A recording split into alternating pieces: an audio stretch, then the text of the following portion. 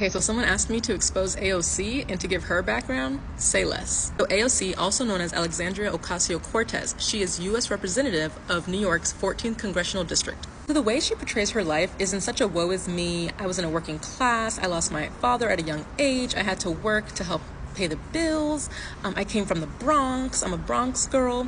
But in actuality, she was born in Parkchester, Bronx, moved 40 minutes north of the Bronx. She grew up in the suburbs, Westchester County, which now homes are selling for like $900,000 for perspective. AOC attended Yorktown High School, a very prominent high school, again, in the suburbs, but she's a Bronx girl. So back in 2019, when she was running in office, she said that she would be portraying and representing the working class. And I find that ironic because her father was an architect. She was actually from a middle-class family, and her father, that small-owned business that he owned, he founded an architectural firm. His architectural firm's name is Kirschbaum and Ocasio Roman Architects, PC.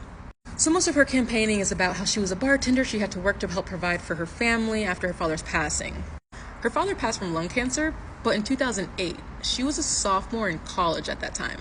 So after her father's passing, the company that he started, it didn't just end, it's still in existence, bringing in like over $500,000 revenue annually. Even if she were to work as a bartender to help pay the bills, wouldn't you think that she would attend college nearby in New York and not out of state at a private university, Boston College? Boston College currently costs $93,000 for out-of-state students. So when AOC is in front of minority groups, I notice her accent changes. She starts using words like ain't. So she was in front of a minority group and she's saying, I'm proud to be a bartender.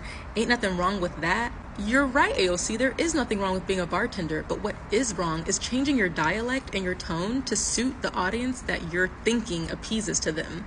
The Democratic Party I find funny because it has a tendency to just have their people switch up accents based on who they're talking to. Jasmine Crockett does the same thing, and so does Kamala Harris. So what's my message? My message here is it's okay to relate to people, but it's another to just lie about your upbringing to appease to people that you think will relate to you. There's no need to be ashamed of your upbringing, how you were raised. Talk about the actual history of how you were raised, but to say you're from the Bronx, you come from a working class, a small business owner that your father was, it's just not accurate. So my personal opinion, another plant in the Democratic Party.